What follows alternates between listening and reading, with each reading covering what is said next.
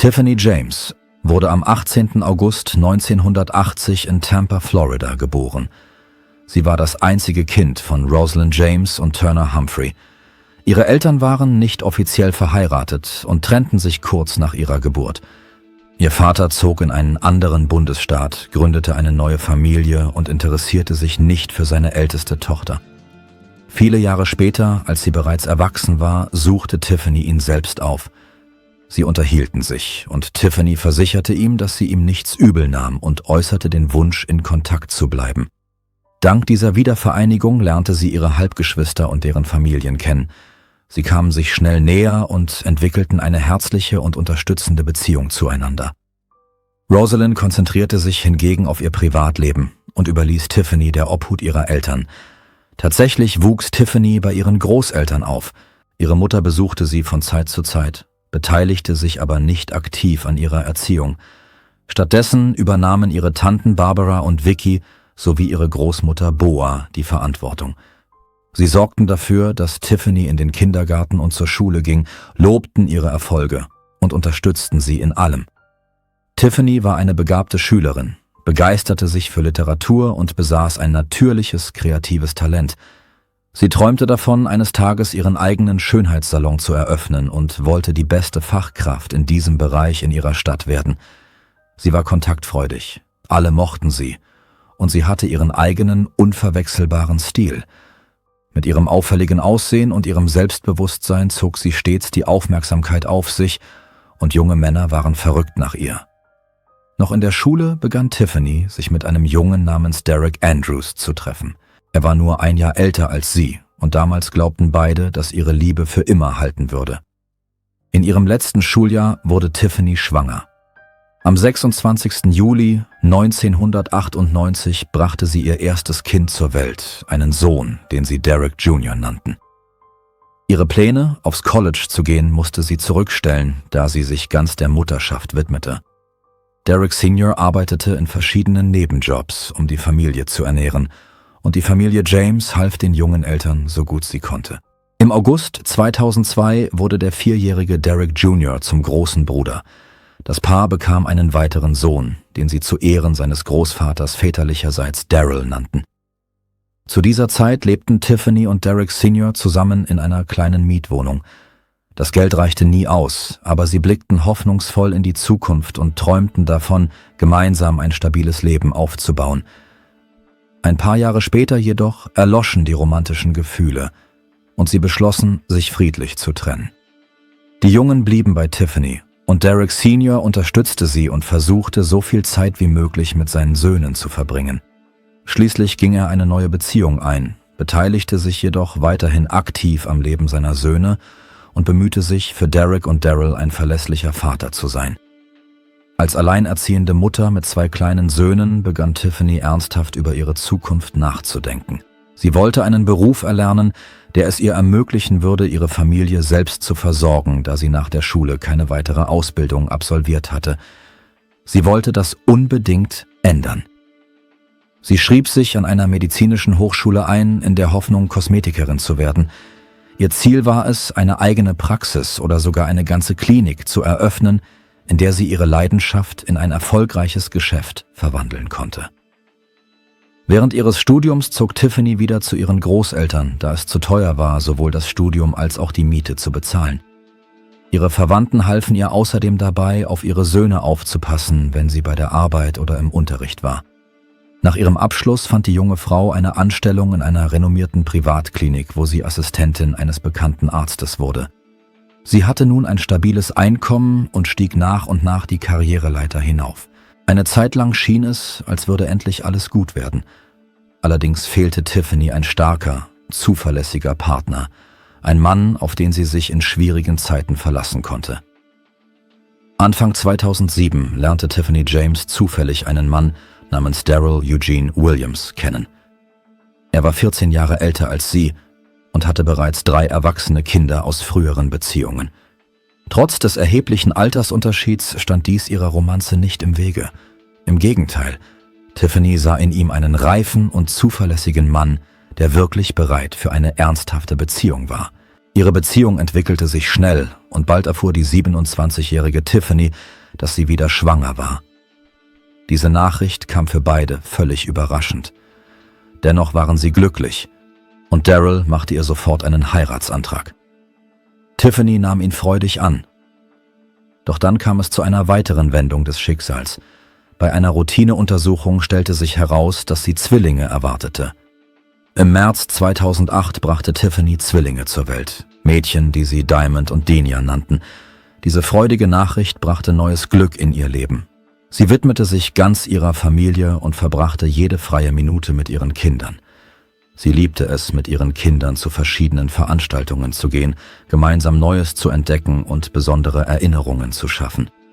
Tiffany liebte es auch, ihre Töchter einzukleiden und suchte oft Outfits für sie aus, in denen sie aussahen, als wären sie direkt aus einem Hochglanzmagazin entsprungen. Ihre älteren Söhne waren sportlich aktiv, spielten Baseball, betrieben Leichtathletik und schwammen.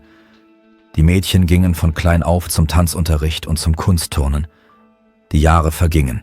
Die Kinder wuchsen heran, aber Tiffany und Daryl heirateten nie offiziell. Mit der Zeit begann ihre Beziehung zu bröckeln. Sie entfernten sich voneinander und fanden keine gemeinsame Sprache mehr.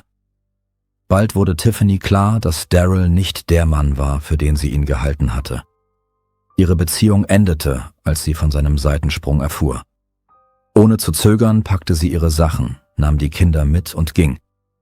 Nach der Trennung von Daryl zog Tiffany mit ihrer Familie in die ruhige Stadt Brandon in Florida. Diese Gegend war bekannt für ihre hervorragende Infrastruktur, die niedrige Kriminalitätsrate und erschwingliche Wohnungen. Es schien der perfekte Ort zu sein, um Kinder großzuziehen und ein neues Leben zu beginnen.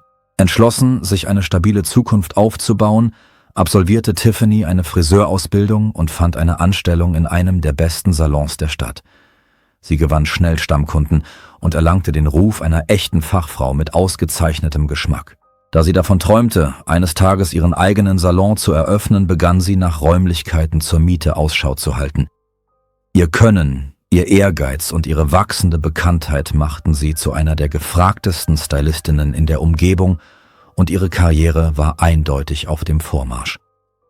Die alleinerziehende Mutter von 4 Kindern mietete eine geräumige Wohnung in einer neuen Wohnanlage in einer der besten Gegenden der Stadt. In der Nähe gab es eine Schule, ein Tanzstudio und ein großes Sportzentrum. Alles, was man für ein komfortables und erfülltes Leben braucht. Bis 2012 waren ihre Söhne selbstständiger geworden und halfen oft dabei, auf ihre jüngeren Schwestern aufzupassen. Etwa zur gleichen Zeit beschloss Tiffany, die Beziehung zu ihrem Vater und ihren Halbgeschwistern wieder aufzunehmen. Sie fuhr nach Alabama, um sie zu suchen. Von diesem Moment an waren die familiären Bande wiederhergestellt. Sie kommunizierten regelmäßig, besuchten sich an Feiertagen und ihre Kinder freundeten sich schnell an. Das Leben normalisierte sich allmählich. Finanziell war sie stabil. Sie war von geliebten Menschen umgeben und blickte zuversichtlich in die Zukunft. Und doch, trotz alledem, träumte Tiffany, eine junge Frau, von Romantik. Sie glaubte weiterhin an die Liebe und hoffte, einen Mann zu finden, der nicht nur sie lieben, sondern auch ihre Familie als seine eigene akzeptieren würde. Einen Mann, mit dem sie ein starkes, glückliches Zuhause aufbauen konnten. Im Jahr 2014 gründete Tiffany ihr eigenes kleines Unternehmen, das sie erfolgreich aufbaute. Im selben Jahr, im Alter von 34 Jahren, traf sie erneut einen Mann namens Ben, den sie seit ihrer Jugend kannte, aber seit fast 15 Jahren nicht mehr gesehen hatte. Ihr unerwartetes Treffen in einem Einkaufszentrum war der Beginn von etwas Besonderem. Obwohl sie ihre Beziehung zunächst geheim hielten, war Ben ebenfalls alleinerziehender Vater und war kürzlich mit seinen 2 kleinen Kindern nach Brandon gezogen. Zunächst trafen sie sich als Freunde, tranken Kaffee und führten herzliche Gespräche. Aber als er ihr schließlich seine Gefühle gestand, fühlte sich Tiffany wie die glücklichste Frau der Welt und gestand ihm, dass sie seine Gefühle erwiderte. Ihre Beziehung blühte auf und beide Familien unterstützten ihre Verbindung voll und ganz. Tiffany war überglücklich und wollte dieses neue Gefühl ohne Eile genießen. Sie machte ihre Beziehung nicht öffentlich, sondern teilte Details nur mit ihren engsten Freundinnen und Verwandten. Sie postete keine gemeinsamen Fotos in den sozialen Netzwerken, bereitete sich aber nach und nach auf große Veränderungen vor. Sie beschlossen, zusammenzuziehen und ein gemeinsames Zuhause zu schaffen. Am 1. Oktober 2015 veröffentlichte Tiffany einen geheimnisvollen, aber romantischen Beitrag auf ihrer persönlichen Seite in den sozialen Netzwerken. Es war ein Foto von 2 verbundenen Händen, einer männlichen und einer weiblichen, an denen Eheringe steckten, und im Hintergrund lag eine Bibel. Die Bildunterschrift lautete einfach »Ja«. Mit diesem Beitrag deutete sie ihre Verlobung an, entschied sich jedoch, die Identität ihres Auserwählten vorerst nicht preiszugeben. Tiffany und ihre Familie liebten Halloween schon immer und feierten es mit großem Aufwand. Sie überlegten sich mit den Kindern im Voraus Kostüme, schnitzten Kürbislaternen und gingen bei den Nachbarn von Tür zu Tür, um Süßigkeiten zu sammeln. Zu diesem Zeitpunkt waren Derek und Daryl schon alt genug, um mit ihren Freunden zu feiern. Die jüngeren Zwillinge Diamond und Dina liebten es jedoch immer noch, mit ihrer Mutter Süßigkeiten zu sammeln. Da sie in einer großen Wohnanlage lebten, war es nicht besonders spannend, immer an die gleichen Türen zu klopfen. Stattdessen gingen sie in die nächste Gegend mit Privathäusern, wo Halloween-Dekorationen die Straßen in ein echtes Märchen verwandelten. Familien in Kostümen gingen von Haus zu Haus und großzügige Gastgeber hatten sich mit Süßigkeiten eingedeckt, damit niemand mit leeren Händen gehen musste. Es sollte ein fröhlicher und unbeschwerter Abend werden, aber niemand konnte ahnen, was als nächstes passieren würde. An diesem Abend war eine Anwohnerin allein zu Hause und wollte sich einen Horrorfilm ansehen, um sich auf das Fest einzustimmen. Auf der Straße herrschte Stille. Die meisten Familien waren bereits nach Hause zurückgekehrt und sie erwartete keine weiteren Süßigkeitenliebhaber mehr. Gegen 21 Uhr schlief sie auf dem Sofa ein, während der Fernseher lief, als sie plötzlich durch einen ohrenbetäubenden Lärm aufschreckte und erwachte. Es klang wie eine Explosion. Im selben Moment sprang ihre Eingangstür, die sie vergessen hatte abzuschließen, auf. Erschrocken sprang sie auf, um sie zu schließen. Doch was sie auf der Schwelle sah, ließ sie erstarren. In der Tür stand eine Gestalt, ganz in Schwarz gekleidet, mit einer Eishockeymaske, genau wie in der Horrorfilmreihe Freitag, der 13. Aber statt einer Machete hielt diese Person eine Schrotflinte in den Händen. Für einen Moment dachte sie, sie sei auf einem Filmset gelandet oder Opfer eines aufwendigen Halloween-Streichs geworden. Sie stand unter Schock und wusste nicht, was sie tun sollte. Dann fiel ihr Blick auf den Boden, wo sie eine Frau bemerkte, die zu Füßen des Fremden lag. Die Frau krümmte sich vor Schmerzen und versuchte, sich zu bewegen. Der Mann mit der Maske sah sie einige Sekunden lang an und hob dann erneut seine Waffe. Die verängstigte Zeugin rannte zu ihrer Tür und schlug sie zu, gerade als 2 weitere ohrenbetäubende Schüsse in der Nacht ertönten. Sie fiel auf den Boden, bedeckte ihren Kopf mit den Händen und dachte voller Angst, dass sie das nächste Opfer sein könnte. Doch dann kehrte Stille ein. Die unheimliche Stille wurde durch ein leises Klopfen am Fenster unterbrochen. Zuerst ignorierte sie es aus Angst, sich zu bewegen, aber als das Klopfen erneut ertönte, schlich sie sich vorsichtig zum Fenster und schaute entgegen aller Vernunft nach draußen. Auf der Straße stand ein kleines Mädchen. Ihr Gesicht war tränenüberströmt. Ohne an ihre eigene Sicherheit zu denken, eilte die Frau sofort zur Tür, um zu helfen. Draußen bemerkte sie in der Nähe ein weiteres Mädchen, das geschockt auf dem Boden saß und sich fest an die Knie klammerte. Ohne zu zögern nahm sie beide mit ins Haus, schloss die Tür ab und griff zum Telefon, um den Notdienst zu rufen. Zu diesem Zeitpunkt hatten auch andere Nachbarn den Lärm gehört und bereits die Polizei verständigt. Als die Rettungskräfte eintrafen, fanden sie eine Frau vor, die in einer Blutlache auf dem Asphalt lag. Trotz ihres kritischen Zustands lebte sie noch. Die Sanitäter taten alles, was sie konnten, doch auf dem Weg ins Krankenhaus erlag sie ihren Verletzungen. Die Frau hatte keine Ausweispapiere bei sich und die 2 kleinen Mädchen, die am Tatort gefunden wurden, standen unter einem solchen Schock, dass sie nicht sprechen konnten. Als jedoch weitere Nachbarn hinzukamen, identifizierten sie die Frau schnell. Es handelte sich um Tiffany James, die Besitzerin eines örtlichen Schönheitssalons, und die Mädchen waren ihre Zwillingstöchter. Die Behörden kontaktierten sofort die Verwandten der Mädchen, während die Schwestern selbst zur Untersuchung ins Krankenhaus gebracht wurden. Glücklicherweise waren sie körperlich unverletzt, standen jedoch unter tiefem Schock. Um ihnen zu helfen, das psychische Trauma zu überwinden, wurden Spezialisten hinzugezogen. In dieser Nacht waren Dutzende von Menschen zum Feiern auf die Straße gegangen und viele erinnerten sich daran, dass sie Zeugen der schrecklichen Szene geworden waren. Es erwies sich jedoch als schwierig, ein vollständiges Bild des Vorfalls zu rekonstruieren. Viele Zeugen konnten nicht glauben, was sie gesehen hatten. Alles schien so unwirklich, fast wie eine inszenierte Show. In der Zwischenzeit verschwand der maskierte Angreifer in der Menge, mischte sich unter die zahlreichen Feiernden in Kostümen und verschwand spurlos. Einige Nachbarn berichteten, dass sie kurz vor dem Angriff einen silbernen Chevrolet Sedan in der Nähe geparkt gesehen hatten. Zeugenaussagen zufolge fuhr das Auto nach dem ersten lauten Geräusch abrupt los, hielt aber kurz darauf in einiger Entfernung an. Es blieb unklar, ob der Fahrer in Panik geraten war und aus Angst weggefahren war oder ob er etwas mit dem Vorfall zu tun hatte. Leider konnte sich niemand an das Kennzeichen des Autos erinnern und niemand konnte genau sagen, ob der Fahrer ein Mann oder eine Frau war. Erschwerend kam hinzu, dass es in der Umgebung keine einzige Überwachungskamera gab, die den Vorfall hätte aufzeichnen können. Es war unmöglich, auch nur ein ungefähres Phantombild des Verdächtigen zu erstellen. Der Täter war vollständig verdeckt. Er trug einen schwarzen Anzug, eine Kapuze, eine Eishockeymaske und Handschuhe. Aus diesem Grund konnten die Zeugen nicht einmal grundlegende Details wie Geschlecht oder ethnische Zugehörigkeit feststellen. In einem Punkt waren sich alle einig. Der Angreifer war etwas größer als durchschnittlich und hatte einen kräftigen, muskulösen Körperbau. Am Tatort lag Tiffany's Tasche mit einem zerrissenen Riemen auf dem Boden. Ihr Inhalt war verstreut. Zunächst gingen die Ermittler von einem Raubüberfall aus, der nicht nach Plan verlaufen war. Diese Version wurde jedoch schnell verworfen. Das Geld in der Tasche war unberührt geblieben und Tiffany selbst trug mehrere Goldschmuckstücke, von denen nichts fehlte.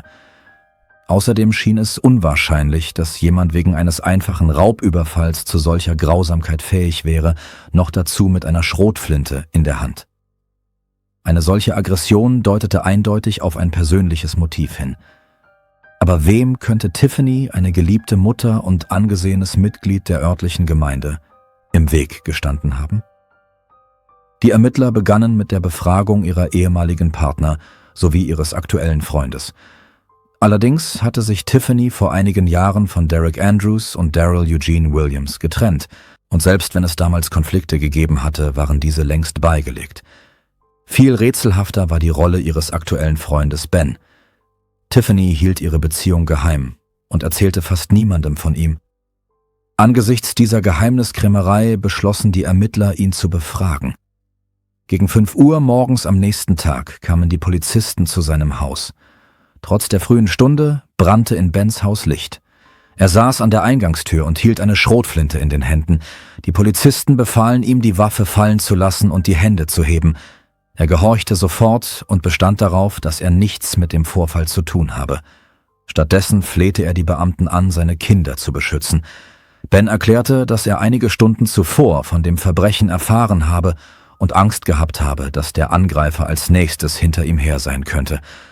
Er fühlte sich verpflichtet, seine Familie zu beschützen. Während des Verhörs erzählte Ben, dass Tiffany ihm einige Monate vor der Tragödie gestanden habe, dass sie von jemandem verfolgt werde. Sie vermutete, dass es ihr Ex-Verlobter und Vater ihrer Zwillinge, Daryl Williams, sein könnte. Ihre Trennung war sehr schwierig gewesen und kürzlich hatten sie sich um das alleinige Sorgerecht für die Mädchen gestritten. Ben hatte außerdem ein wasserdichtes Alibi für den Abend von Halloween. Er erklärte, dass er mit Tiffany und ihren Kindern zusammen Süßigkeiten gesammelt habe.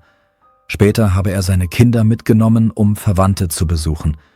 Tiffany und die Mädchen hätten in eine andere Gegend fahren wollen, um etwas aus dem Haus zu holen und anschließend bei ihm übernachten wollen. Doch sie kam nie an. Gegen Mitternacht rief sein ältester Sohn ihn mit der schrecklichen Nachricht an. Nachdem die Ermittler Bens Alibi überprüft und bestätigt hatten, wurde er nach Hause entlassen. Nun konzentrierten sich die Strafverfolgungsbehörden auf Daryl Williams. Konnte er an einem so grausamen Verbrechen beteiligt sein? Dennoch hatten die Ermittler weiterhin Zweifel. War er wirklich zu einem so schrecklichen Verbrechen vor den Augen seiner eigenen Töchter fähig, wodurch er ihnen ein lebenslanges psychologisches Trauma zufügte? Am 1. November kamen die Beamten zu Daryls letzter bekannter Adresse, aber es stellte sich heraus, dass er dort nicht mehr wohnte. Stattdessen empfing sie seine erwachsene Tochter, die erklärte, dass ihr Vater vor etwa 6 Monaten zu seiner neuen Freundin ans andere Ende der Stadt gezogen war. Als sie von Tiffany's tragischem Tod erfuhr, war sie sichtlich erschüttert. Die Nachricht traf sie offensichtlich unvorbereitet. Seine Tochter erzählte beunruhigende Details über den jähzornigen und herrischen Charakter ihres Vaters. Daryl war despotisch und geriet in Wut, wenn etwas nicht nach seinem Plan verlief. Er war außerdem ein leidenschaftlicher Fan von Schusswaffen und besaß sogar eine Schrotflinte. Sie erklärte auch, dass die Trennung ihres Vaters von Tiffany sehr schwer gewesen sei. Er stand der Verpflichtung, Unterhalt zu zahlen, äußerst negativ gegenüber und kämpfte verbissen um das alleinige Sorgerecht für die Zwillinge, obwohl er wusste, dass seine Chancen gering waren. Wäre Tiffany jedoch nicht mehr am Leben gewesen, hätte er alle Chancen gehabt, die Mädchen zu sich zu holen. Die Tochter gab zu, dass ihr Vater ihrer Meinung nach ein herzloser Mensch sei und sie ihn für ein solches Verbrechen durchaus für fähig halte. Nach diesem Gespräch begaben sich die Ermittler zu Daryls Arbeitsplatz, einer großen Chemiefabrik. Sein Vorgesetzter beschrieb ihn als fleißigen Mitarbeiter, der die Arbeit von 2 Personen bewältige und immer bereit sei, für eine Schicht einzuspringen. Allerdings führte Daryls aufbrausendes Temperament oft zu Konflikten mit Kollegen, die mitunter sogar in Schlägereien ausarteten. Interessanterweise lehnte Daryl am Abend des 1. November zum ersten Mal seit Beginn seiner Tätigkeit eine dringende Schichtvertretung ab und verwies dabei auf persönliche Umstände. Dieses ungewöhnliche Verhalten weckte noch mehr Verdacht, da er somit kein bestätigtes Alibi für den Abend des Verbrechens hatte. Daraufhin begaben sich die Ermittler zum Haus von Daryls neuer Freundin, einer Frau namens Rosalinda. Auf dem Parkplatz vor dem Haus stand ein silberner Chevrolet-Sedan, der dem Fahrzeug ähnelte, das in der Nähe des Tatorts gesehen worden war. Als Rosalinda die Tür öffnete und die Beamten sah, wurde sie sichtlich nervös. Als sie jedoch erfuhr, weshalb sie gekommen waren, behauptete sie, Daryl sei die ganze Nacht bei ihr gewesen und habe das Haus nicht verlassen. Da es keine materiellen Beweise für eine Festnahme von Daryl gab, beschlossen die Ermittler, mit den wichtigsten Zeugen, den Töchtern von Tiffany, zu sprechen.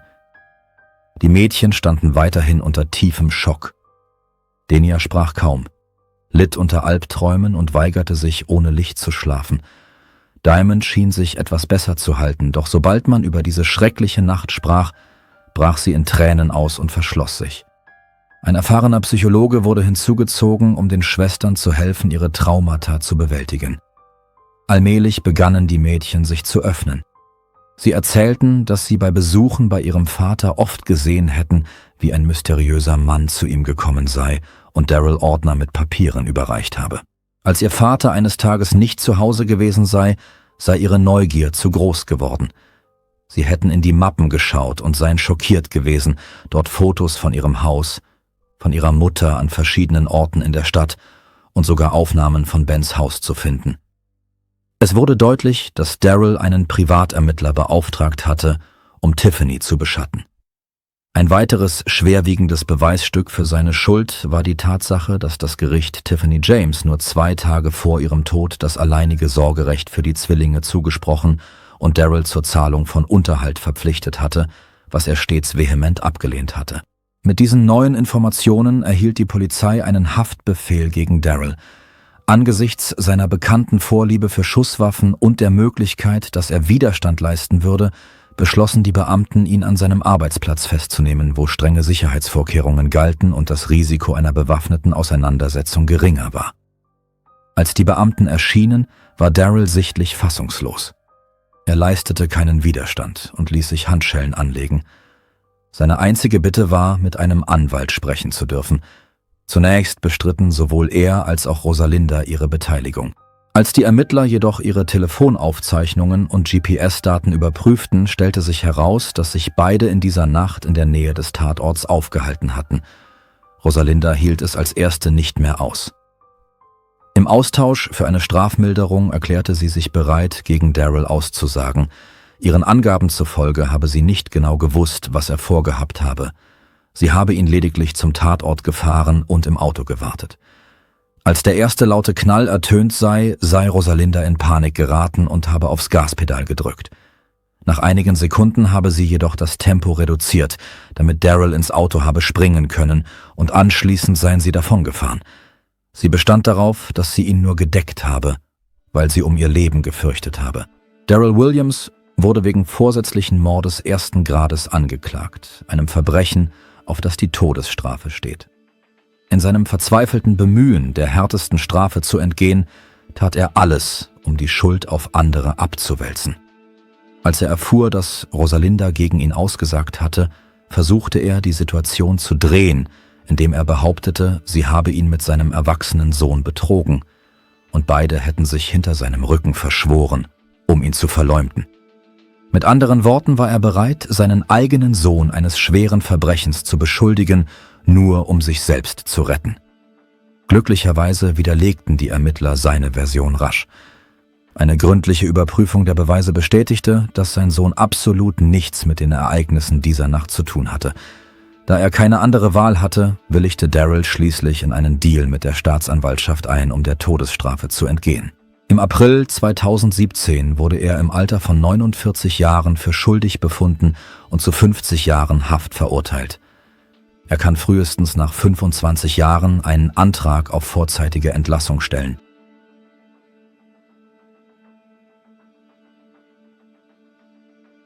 Danke fürs Zuschauen und passen Sie auf sich auf.